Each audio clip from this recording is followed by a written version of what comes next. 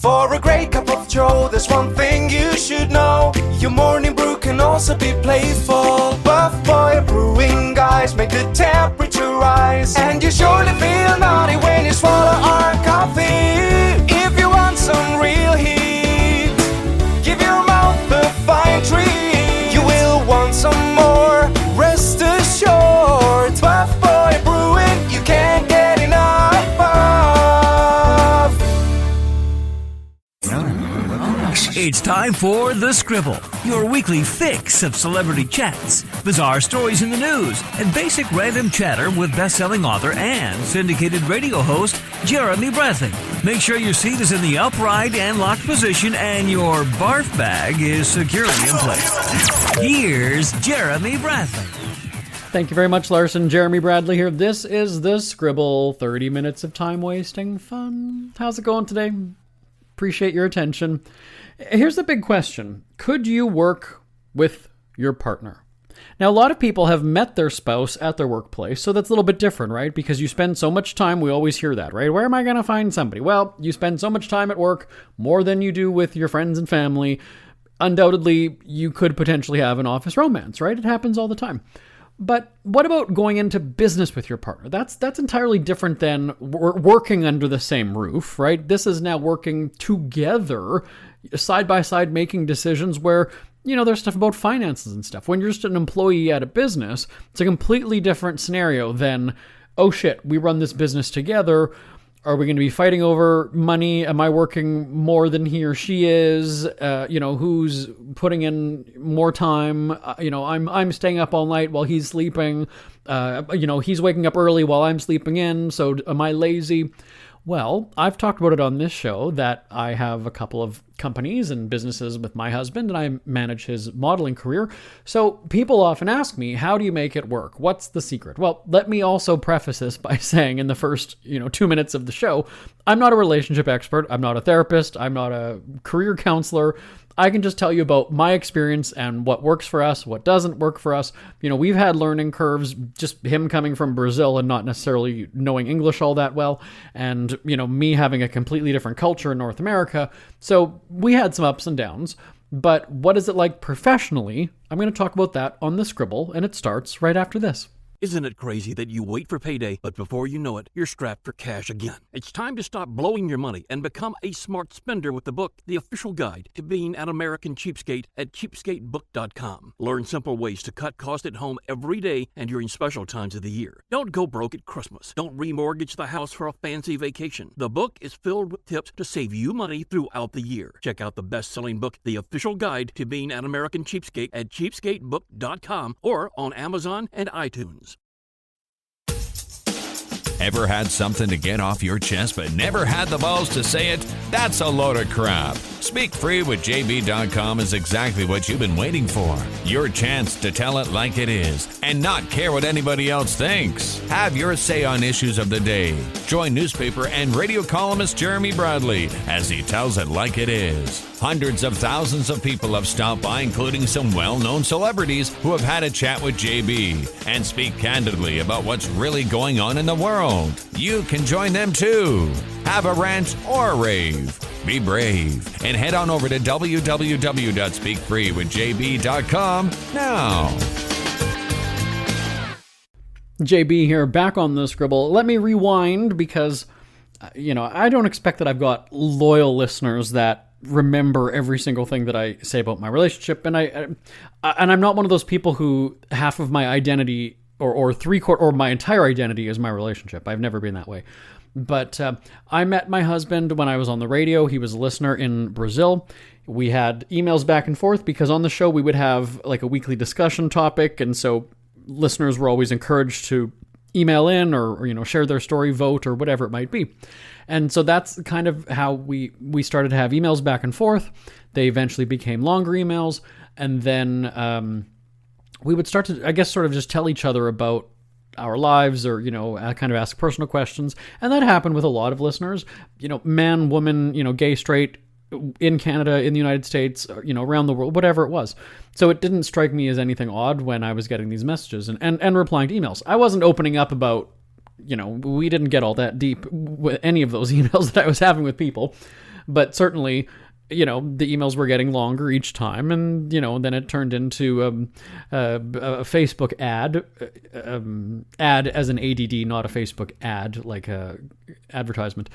And so I was like, the names, looks familiar. I don't know, whatever. But I was in the height of this radio show with 300,000 listeners, so it wasn't uncommon for just random people to add me on Facebook. That was just part of the business. And so we eventually connected and started to do video chats, and we were literally talking for an hour and a half, 2 hours, 3 hours every night. Him in Brazil, me, Japan. I was in Canada and the United. I was splitting my time between Winnipeg and West Hollywood at the time, so wherever I was in North America anyway.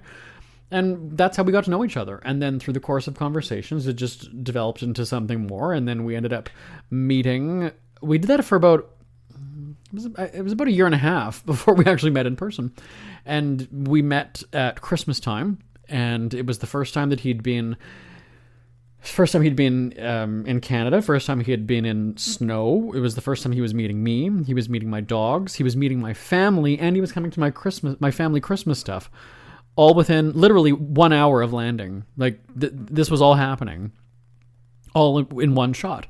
And so, we had started to sort of form a relationship before that. I would not say that I was in love or that I was, like, we definitely had to meet each other first before I would have any kind of... I maybe was focused, my attention was focused on him, and we were kind of, not necessarily talking to anybody else at the time, but I was not in a relationship until, I met him. Like, that's a big part of it. And like I said, this was not just like we're texting and like, no, it was full on conversations. And a big part of that was also having to overcome language barriers, cultural differences. It was not just as easy as, me video chatting with somebody in Toronto who's, Canadian. And no, we've got to teach each other, the language or how to communicate and figure out what the other person means. And so that takes a lot of dedication, and it builds a trust. It really does. It builds a connection anyway. So knowing that he was a fitness model in Brazil and I was a media personality with a very successful radio career and, doing Hollywood red carpets and, celebrity interviews and whatever. I mean, you name it, it was happening for me in the entertainment business. So, how did these two worlds sort of come together? And because I had spent a big part of my career having to market myself, right? I had to put myself out there as an author when I was writing for, I was writing opinion columns back in the day. How did I get myself into the newspaper? How did I get noticed? How did I get attention? This was before the days of social media. I had to slug it out. I had to figure out how to put myself out there. And so I kind of thought, well, I've done that with my books, my newspaper stuff, my radio stuff. It's no different to do this for a model, right? I mean, he's got a portfolio. He's not an Instagram model. Let me be very clear on that. He's got an exclusive deal with a sports company in Brazil, so he's, this is legitimate modeling, not that I just like to take pictures with my phone and I'm Insta famous. No. Legitimate modeling career, okay? And so just in getting to know each other, I was kind of like, all right, so this is how you're doing it. You're going for these modeling gigs, and some of these companies are paying you in like protein powder. If you're doing a fitness shoot, that's how they're paying you in product. Okay, well that screams Instagram model, because that's really what happens on social media, right? I want the free product. Send me the free product and I'll give you a shout out. That's, I thought, ooh, you're heading down this bad territory, because that's how everybody was doing it. Now like I said, he did have legitimate acting. He did have legitimate modeling shoots and things where he was paid, and then he would tell me, like I said, well, how much would you be paid for such and such shoot? Well, I was paid, you have to remember that in Brazil it's not dollars, okay, but I'll just, for the sake of easily understanding it, he would say I was paid $50. Okay, great, but it cost me $90 in gas. And I kind of thought, okay, well, that doesn't, no. Now, here's the thing though. When I was starting out in broadcasting and doing my own stuff, like it would cost me a lot to fly and do these red carpets. But at the end of the day, it was also, I had to build up credibility. That was kind of getting my name out there. I needed to have some content to kind of show for myself what I could produce.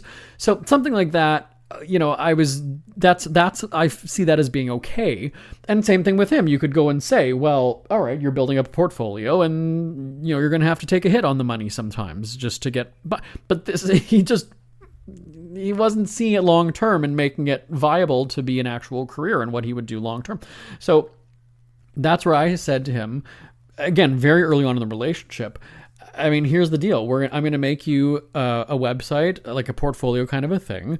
We'll both kind of try to put it out there. So you might find some companies that you want to model for, that you would want to work with. And then you send it to me, and then I will do the pitching for you. And I have connections in Hollywood, in show business, whatever, entertainment, that I have a foot in the door in some of these places because I have a reputation with publicists or managers or whatever it is, and we can kind of do that. And so he's very tattooed, which was difficult that was kind of a a deal breaker is what I was trying to say. That was a deal breaker for a lot of companies because it's too tattooed. Like they just, maybe that works for Under Armour or some of these other kind of rugged companies, but you won't get mainstream modeling work. That just won't. So, there was kind of 1 or 2 strikes against him there, but I like a challenge. When I was told that, early on before I really made it anywhere in broadcast or in media, I had a newspaper that had said, somebody had said to me, may I suggest, another career or something to that effect. And for me, that was motivating. That was just like, I'll show you. And so with him, I said, okay, we'll get a website for you. We'll put it out there. You tell me the companies. I'll reach out to them. I'll arrange some stuff for when you come to Winnipeg. We can, while you're here during either the Christmas break or when he came back a month later, we can set up. You can have a meeting with the modeling agency. We can see where this goes. And that's what we were told was too tattooed. He's a very specific look. It's just not mainstream in North America. Maybe that works in Brazil and that's how they are, is tattooed and whatever, but it's just not the way it is here. So that was where I kind of said, all right, I'm in charge then. I'm in charge. We'll do this. I'll get him work. I'll manage his career. I'm going to be the Sharon Osbourne or the Kris Jenner, right? Who models who manages their family member, their, partner, whatever it might be. So that's kind of how it started. Was I was doing my radio thing, my newspaper thing, my book thing all at the same time. He comes to Canada. I said, okay, great. So from, kind of the first minute, this is what we're going to do. We're going to build a portfolio for you. We're going to get this on. You're going to do this. You're going to be working. You're going to be trying to find work. In the meantime, we'll get you, work as a personal trainer. We can list you so that you can start taking on clients.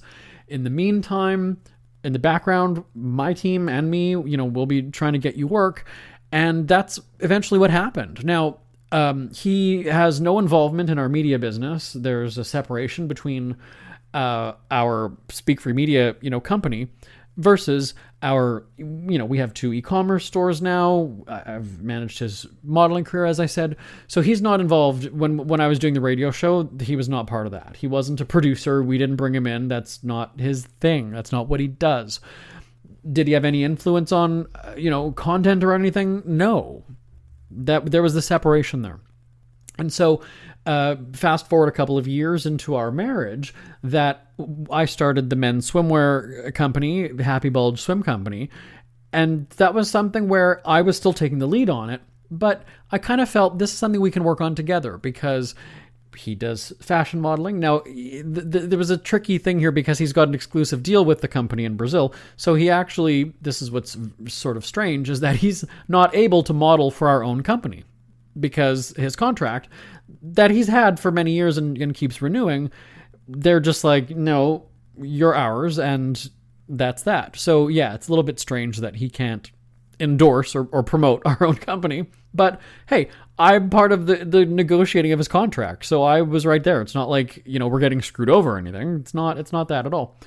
But so we look at the the upcoming product lines together. We get samples from different either designers, suppliers, manufacturers, whatever, and we look at it, and we have we have some great laughs. I actually say this would be something that we should live stream, because we'll go out to the cottage for a weekend. We'll take, boxes of products, potential products, samples, and look at them. We'll hold them up. We'll try them on. He'll try them on. We'll go into a hot tub. We'll go into a shower. We'll put them in cold water. We'll see if the colors run. We'll see if, we just kind of put them through the motions, the rigors of testing out a product, really.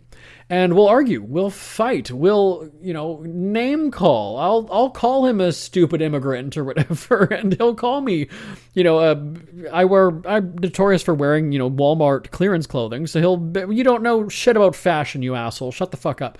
I mean, but at the end of the day, there's love. It's not me knocking immigrants. Don't start writing and saying that I'm, a Trump supporter. I married an immigrant, whatever, I guess so did Trump. Anyway, you get what I'm saying. So, we kind of have a good time. But at the end of the day, when it comes to the business side of things, it's all me. He'll have input on helping pick product or something like that. And if he wants to chime in on the operations of the day-to-day business, fine. But there is a separation there. And then when we launched the coffee company, Buff Boy Brewing, he's the coffee fanatic. And I've gone on the record saying I've never had a sip of coffee in my life. Ever. But at the same time, you could go and say, well, does the CEO of McDonald's have to eat McDonald's every day? Does he have to, have worked in a kitchen? Does he have to? No, not at all. So this was kind of one of these things where I said, all right, well, this can be your project and I'll still be on the sidelines. But when it comes to picking, flavors and whatever, that'll be on you, because I couldn't even tell you what a good cup of coffee tastes like. I couldn't say that this is better than this one or what. That's not my thing. I can help you with the creative side of things because that's my jam. That's my thing. So I can come up with the names of the products and whatever it is, and we can work together on it. But that's, so we each have our lane. So when it comes to the question of what's it like working with your partner? What's it like going into business with your partner? We kind of each have our own skill set. So when it comes to, like I said, fashion for the swim company, he knows what looks good because he's in that realm. He's in the fashion business. He does the shoots. He knows. Now, you could say that fashion in Brazil is different than it is in North America. Absolutely true. Absolutely. But I can look at it and go, okay, well, we had this, let's say, 5 different blue styles last season, and 3 of them were okay, and this was sort of the common denominator between all of them is that they have blue and another color, or whatever it might be.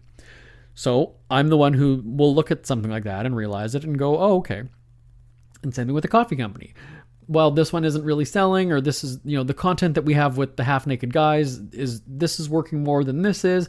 He'll kind of look at those kind of statistics and sort of just see, okay, well, when we posted this got a lot of traction. Okay, great. I'm the creative person. I'll come back and go, let's do more of this. And then we make that happen. So it's good and bad because for us, we're together almost 24/7. So that's something that our staff is always kind of laughing about. And I know the coffee guys say that as well when people ask them about our relationship. It's a little bit weird that they are asking our staff about our relationship, but it happens, and that's flattering too because the audience, I don't want to say looks up to us, but respects us, even though they have no idea who we are. Really, they kind of, I guess, know little bits and pieces from what's posted on social media on our business pages, but. We're not in each other's lanes though. So let's say that we were both fashion models. There might be a competitive angle there, right? Because, he's getting a bigger magazine shoot than I'm getting in a little local clothing store, right? So there could be competition there. So, my career as a journalist, right? I always kind of thought when I was going through school, hey, this would be really cool for me to get involved with another writer because we would have so much in common. Well, that's not necessarily the case because there's a competition there, right? Because if you're each writing a book, well, who sold more? Who's getting more press? Or who's getting, more followers? Who's getting whatever? It wouldn't be good. So we each have a very, as I said, unique skill set where this is my specialty. I know this. I'm able to do this. He looks at different perspective, he looks after, different things, whether it be he knows how to put on a photo shoot. That's his thing. That's what he does. I can come up with clever names. I'm a writer. That's my thing. That's my bag. That's what I do. And we come together with it. And that's where I think it's easier for us to work and live and be side by side all day, every day, because we're not stepping on each other's toes. There might be a disagreement, but at the end of the day, we always recognize and go, I'll say, I'm not the fashion guy. I'm not drinking this coffee. I'm not wearing this product. I'm not, so I do have to kind of listen to him. As stubborn as I am, and as much as I don't apologize, or I feel like I said this and that's the way it is, it might take me a little while to step back, but we respect each other's expertise. And that's, I think, one of the keys is know your lane, stay in your lane. There's a crossover. If you invite somebody into your lane, then share the lane with them, right? You're carpooling then.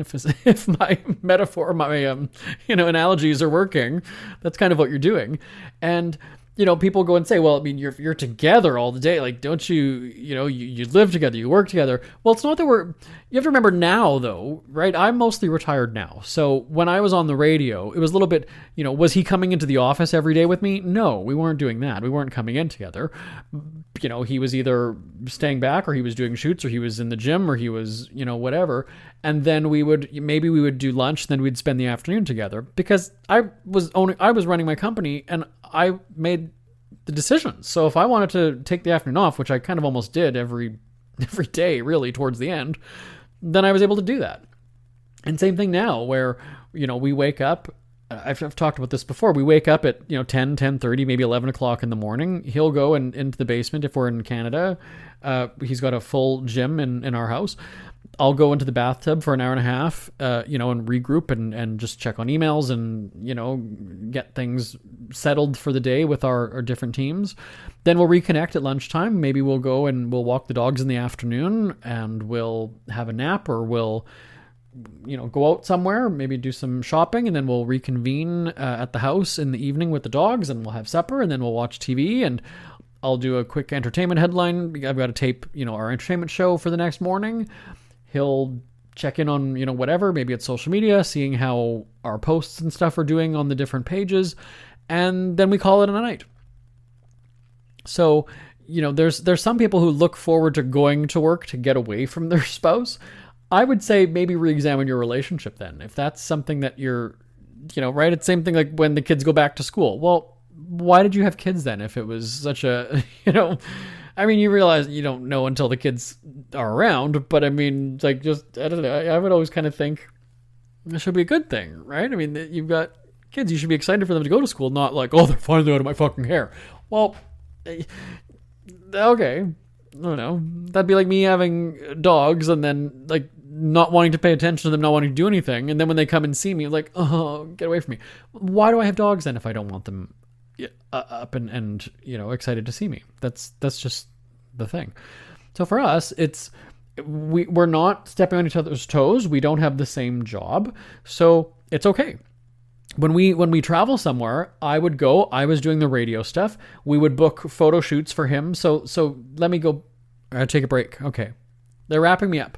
They're waving goodbye to me, which means we've got to take a break. And I'm going to tell you more about my relationship on the Scribble right after this. It's never too early to start thinking about your next holiday. Have you checked out Mexico recently? From tequila tasting, swimming with horses, to ziplining through the jungle and watching whales and dolphins in their natural habitat, Puerto Vallarta has it all. Visit mexico.jbonair.com to see all the fun PV has to offer. That's at mexico.jbonair.com for hundreds of photos, interviews, and videos from around the tourist hotspot. Check out mexico.jbonair.com for all the fun. That's mexico.jbonair.com. Who are the Kardashians feuding with now? What did that little thug Justin Bieber do this time? Who's getting hitched? And who's headed for Splitsville? Hear the latest celebrity news and gossip every day on Entertainment Wrap-Up. The good, the bad, the ugly, but mostly the ridiculously hilarious. It's all recapped in this daily segment at entertainmentwrapup.com. Have a laugh at the expense of the rich and famous when they take themselves way too seriously. It's 3 minutes of time-wasting fun at entertainmentwrapup.com. Check out Entertainment Wrap Up at entertainmentwrapup.com. Brought to you by Speak Free Books. JB on the Scribble. So just on about relationships and doing business with your partner. So when I was taping travel tourism programming for our syndicated radio shows, I would go, let's say, to Phoenix. And the Phoenix Tourism Board would fly me out there. They would plan the itinerary. They would have our entire, 4 days of shooting or whatever figured out. Now, some of the places would fly out your significant other. If it wasn't always, it didn't happen very often, but we made a lot of money on these shows anyway. So whatever. So if they don't fly him out, he'll still come to the city with me. I will have my schedule booked. I would know exactly what's happening. And in the short term, while there's the planning of our show happening, we're looking for him and going, okay, well, let's find men's clothing stores. Let's find, whatever. Like I said, this is before he had the exclusive contract.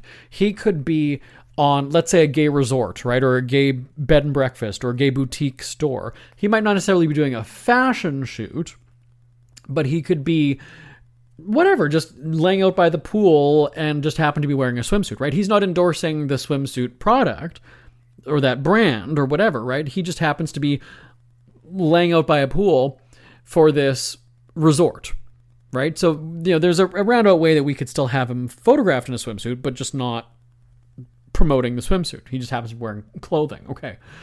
So we would do that. So I would be focused on the radio programming, like the tourism content. Meantime, because I'm working, so it's not like he's just sitting at a hotel waiting for me to be done for the day, and then we can spend 2 hours at night. We would double dip basically, and it's like, okay, great. So or let's say Palm Springs is maybe the better example. So I'm taping travel tourism stuff in Palm Springs. We've got 3 different resorts lined up for him that he's going to do a photo shoot, a shirtless photo shoot by the pool or something like that. Great. I'm doing it. He's doing that. We'll have, his assistant, with him. I've got my producers and my team with me. We don't really text during the day because we're focused on the work, but we'll get together at night. How was your day? Great.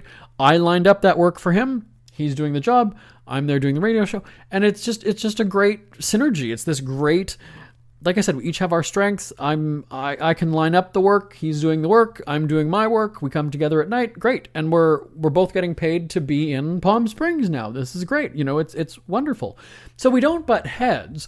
Maybe we'll butt heads on decisions about, like I said, about the swim, picking the next swimwear collection or whatever. But that's part of the negotiation process when you work, right? I mean, it's no different than a team at an office where, you might have a discussion about the new product and how to market it or what it should be called or whatever it is. I mean, that's normal, whether you're, married to somebody or not. So for us, we found that it's actually great, and it's actually strengthened our relationship because, here's the thing, we had, as I mentioned, that cultural difference where we have this weird sort of way that we've figured out how to communicate with each other. Now his English is fine now, but certainly we're able to read each other because we had spent so much time focused on the conversation and learning how each of us communicates and how we communicate together. So for us, it was a benefit. Now, if your relationship was based solely on the physical and you had sex the first night and it was all about his big dick or her boobies or the physical from the very, very beginning, well, your relationship is based a little bit differently than what ours was based on, or is based. I was going to say, I'm talking about in the first days, because we didn't have physical.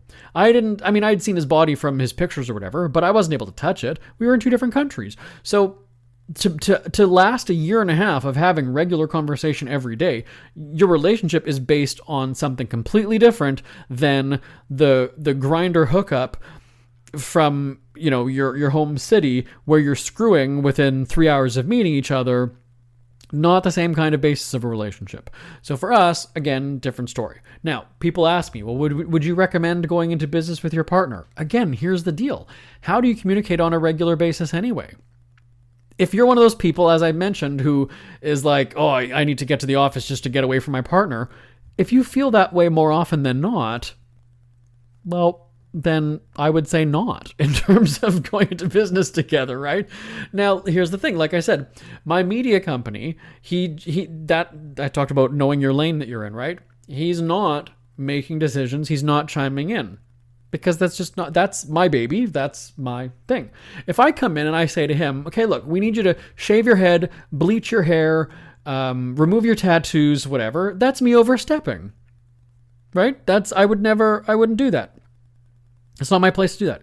It's your body, your choice, as they always say. But certainly that's, now if he's got some kind of a radical idea of, let's say I'm going to shave my head bald, I'm going to, look like a skinhead or whatever, I'm going to go and say, look, that's actually just going to affect your career. That's going to get you even less work if you, look like you're, whatever. That's just, but ultimately, yeah. Now, would that cause a fight? It probably would. It's never happened, so I don't know. But certainly, I could see that being a conflict right there. But I don't know. I mean, I would recommend it because at the end of the day, that's if you have a supportive relationship, if you have that communication like we have, it's great. I don't see why you would not. If you butt heads just about the simplest things, then no. And we did have those early on, and like I said, there were cultural differences. We do one thing a certain way in North America. He's never either heard of that or it's done a different way in South America. We've got to overcome that. We've got to figure it out. We've got to get through it. And so that's just, it's certainly a test of a relationship. That's why, like when I watch The Amazing Race, and I've asked people that. I think I've even asked Phil Kogan when he was on the radio, like, who would you do the race with? Would you do it with a partner? Would you do it with your kid? If you wouldn't do that, then you should not go into business. Definitely not.